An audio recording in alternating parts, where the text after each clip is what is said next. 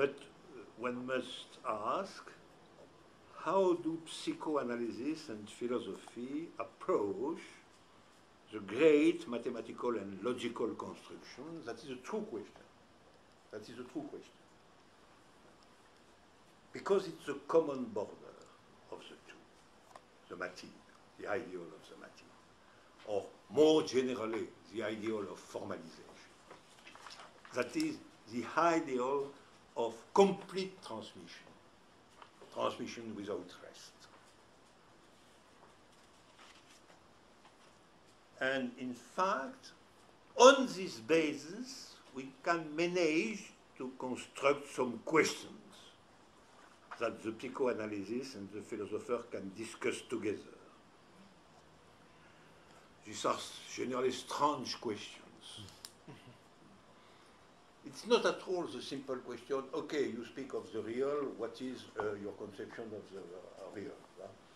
That sort of discussion. At the end of that sort of discussion, we have always that the localization of the void is not the same.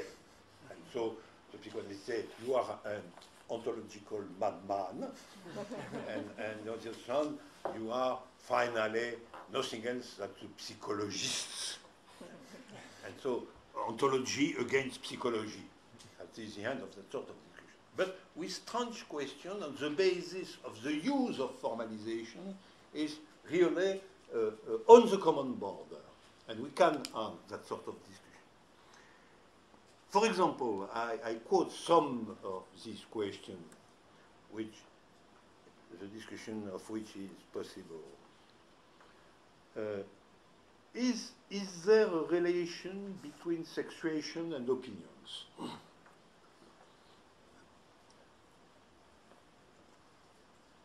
Yeah, if you examine this question, you have on one side the formula of sexuation, and on the other side, the Platonician distinction between opinions and truths. And the confrontation of the two, on the basis of the ideal of formalization, is of great interest. Is the philosophical idea of the one, the big one, is the philosophical idea of the one is linked to the fantasy of the woman. The same thing.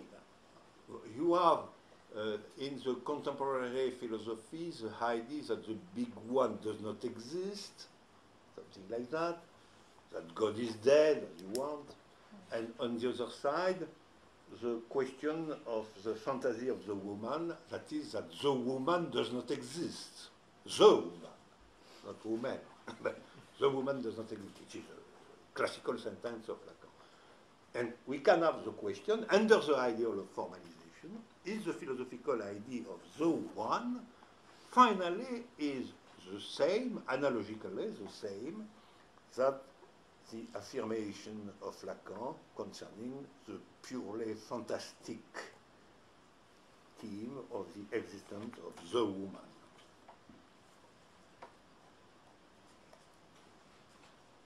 Alors, isn't the, another example, the question of the death of God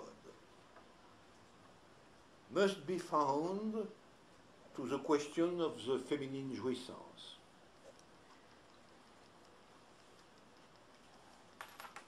Nietzsche said something like that, that there is a relationship between the moment of the death of God and the question of the infinity of feminine jouissance.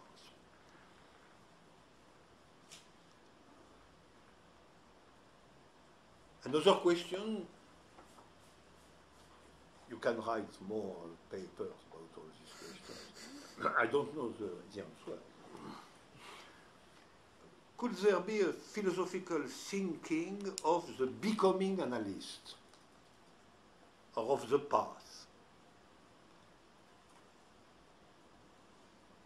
Or more generally,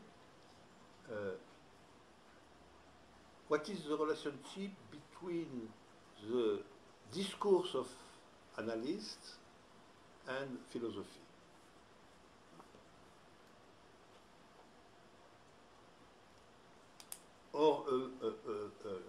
fundamental question, in my opinion. Is there something like a logical subject?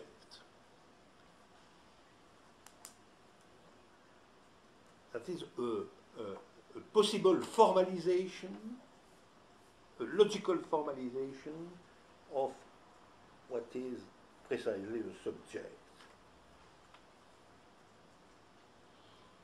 And so on and so on.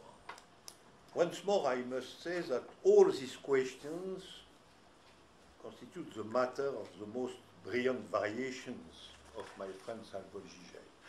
Salvo Zizek is precisely the philosopher who is like in position of mimetic of psychoanalysts, a false psychoanalyst, and the false psychoanalyst as a true philosopher, or a false philosopher as a true psychoanalyst. And why? Because he is in that sort of question, paradoxical question, which in fact are the true question concerning the common border. And it is why there is always a sort of work of formalization in Slavoj Žižek, not on the side of mathematics or formal logic and so on, but a formalization by stories, funny stories in general, jokes, formalization by jokes. You know, it's purely Freud. For Freud, jokes are always formalization of something like unconscious knowledge. And so the work of Savoy is to find the point of formalization where something is, in fact, indecidable between philosophy and psychoanalysis. And so it's jokes of the common border of the two disciplines. And this is why it's always in the brilliant form of something like a disappearing object. Why? Because if you take an object on the common border, if you formalize something on the common border, there is a strange effect. You don't know if the object formalized is on one side or on the other side. And finally, it disappears. And it is why it's at the moment where Slavoj Žižek take the sentence in the form of interrogation. It's not true that, it's not true that, and you are on the border.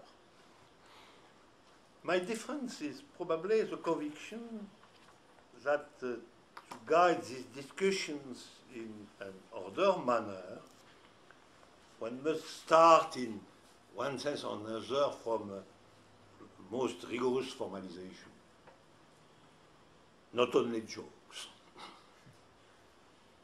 But I insist on the point that jokes are formalization, in my opinion. And, just to conclude, I would say the common desire on the basis of which psychoanalysis and philosophy can organize the discussion concerning their common points and their huge differences is the desire of the matim. That is the desire of a true transmission. The desire of a true transmission. Desire of the matim is not desire of doing mathematics. The desire of the matim is the desire of a true transmission, of a complete transmission. And you know that is a common desire concerning what is finally the human subject. What is the human subject? You know that.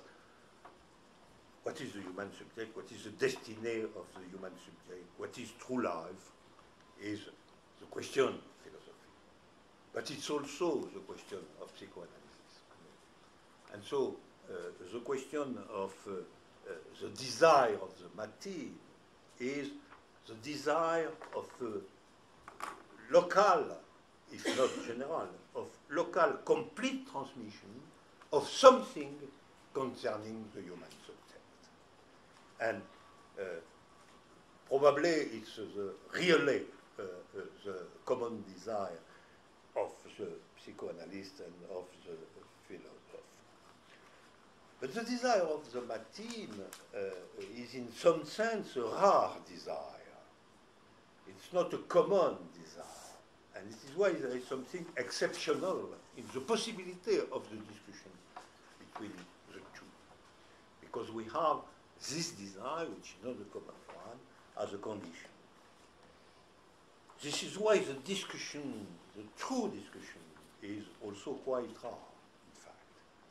We know the anti-philosophical position of Lacan.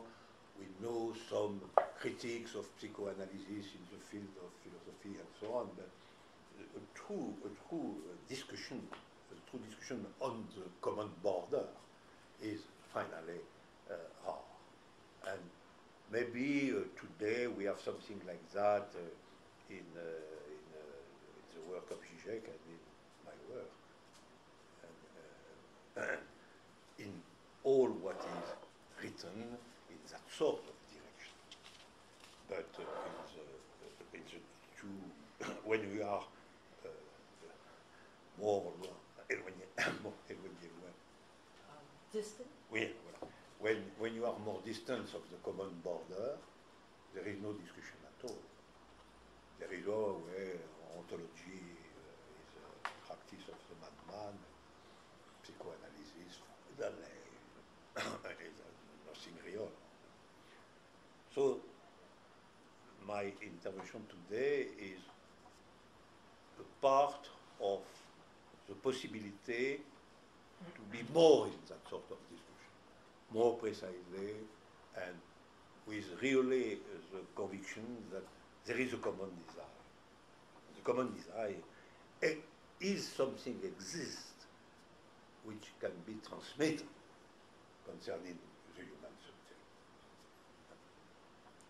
So it's rare, but the last words of the ethics of Spinoza are all what is true is rare and difficult.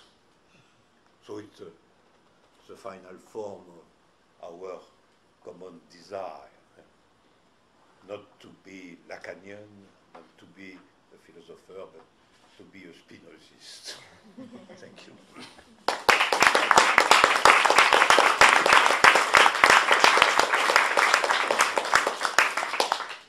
Some questions? Oh. Yes. Naturally. I think we have a question right here, Julia. Yes. Thank you. Thank you for